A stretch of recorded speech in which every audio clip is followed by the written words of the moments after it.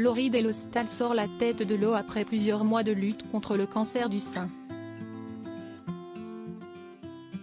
La journaliste constate, aujourd'hui, que les divers traitements subis ont complètement modifié la nature de ses cheveux. Si est une terrible épreuve qui est désormais derrière elle.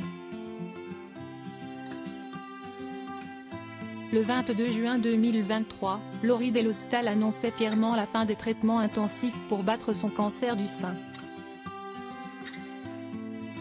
Après 8 mois de combat, 13 cures de chimiothérapie, une opération, 3 passages au bloc et 33 séances de radiothérapie, elle affirmait, finalement, pouvoir profiter de la vie comme elle le méritait. Soulagée à l'idée de ne plus penser à la maladie, la journaliste de 43 ans a cependant expliqué qu'elle ne pouvait s'empêcher de voir quelques différences, désormais, et notamment au niveau de sa chevelure.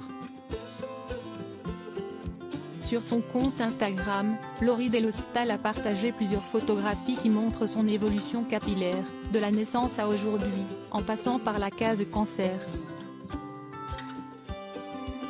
Si est à ça qu'on les reconnaît les cancéreux, ils n'ont plus de cheveux.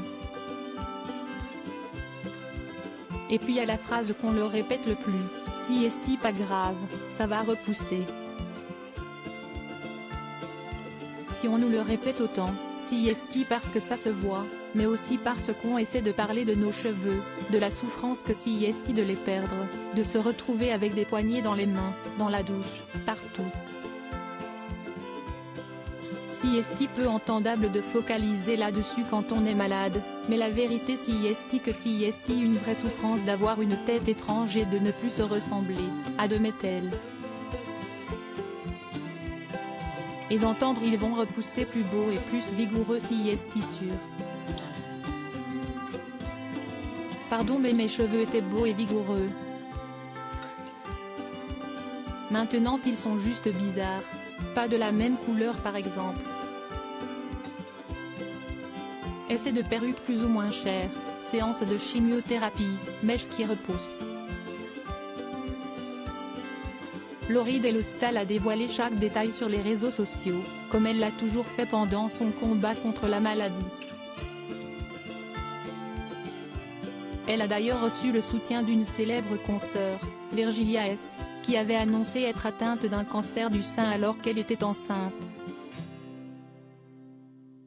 Je crois que la phrase ça repousse t'inquiète ou si est que des poils ou encore ils vont être encore plus beaux tu verras ce sont les pires phrases, ajoute cette dernière en commentaire. Ah non, il y a aussi t'inquiète le cancer du sein ça se soigne bien. En plus des cheveux on peut aussi parler de la perte des cils et sourcils, notre tumeur qui nous vaut un sein en moins, on peut parler des aftes horribles dans la gorge et la bouche qui empêchent de s'alimenter, des douleurs musculaires œdème, de la peau ultra sèche, des yeux défoncés, des nausées et vomissements sans cesse.